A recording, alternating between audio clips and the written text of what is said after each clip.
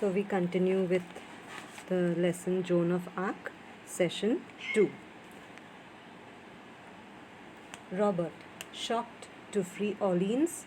Joan, yes, squire, 3 men will be enough for you to send with me. Polly and Jack have promised to come with me.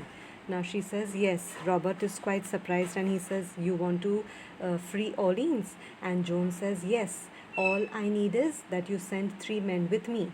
Polly and Jack have already promised to come with me.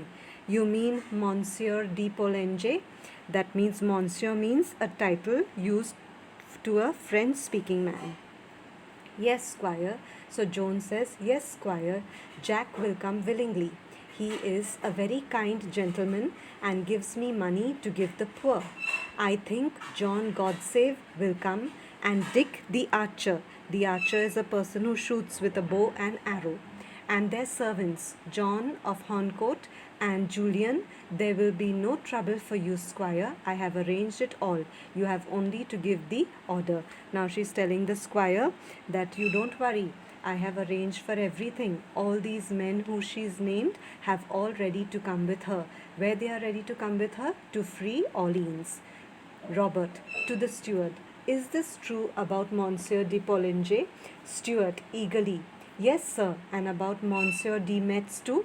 They both want to go with her. Robert goes to the window and shouts into the courtyard, send Monsieur de Polenge to me, will you? He turns to Joan. Get out and wait in the yard. He tells her, go and wait outside. Joan, smiling brightly at him, right, squire, she goes. Robert to the steward, go with her, stay within call, and keep your eye on her. I shall have her up here again. The steward retreats hastily. He moves back, he withdraws quickly. Bertrand de Polenge, a French guard, enters, salutes, and stands waiting. Robert, she says, you, Jack, and Dick have offered to go with her. What for? Do you take her crazy idea of going to the Dauphin seriously? The Dauphin is the eldest son of the King of France.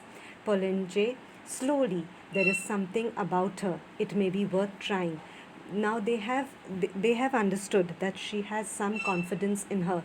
Whenever she was with them, she brought about a confidence in them that they could go and fight and victory would be theirs. Robert, oh come on, Polly, you must be out of your mind. Polenge, unmoved, what is wrong with it? The Dauphin is in Chinon, like a rat in the corner, except that he won't fight. The English will take Orleans. He'll not be able to stop them. Now he says we have to do something. The Dauphin is not doing anything. He's like a rat in the corner. He will not fight. And if we don't do anything, the English will take Orleans. Robert, he beat the English the year before last at Montagris. I was with him. But his men are cowed. Cowed means cause someone to submit to someone's mission. That means to someone's wishes. That means they had submitted. And now he can't work miracles. That means he can't do something extraordinary. Miracles is that he cannot do something remarkable or extraordinary. And I tell you that nothing can save our side now but a miracle. Robert, miracles are all right, Polly. The only difficulty about them is that they don't happen nowadays. Robert replies, I wish that something like this could happen, but now I doubt miracles happen. Polenge, I used to think so.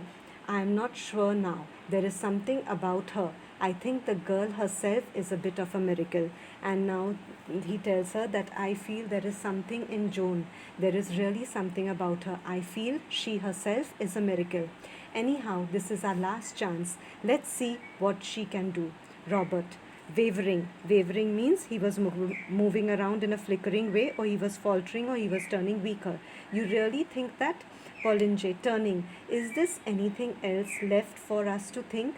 Let's take a chance. Her words have put fire into me. Her words have put fire into me means whatever she spoke with confidence. It inspired him. Her words inspired him to do something for France. Robert, giving up. Phew. That means it's an exclamation used to express a surprise or relief. You're as mad as she is.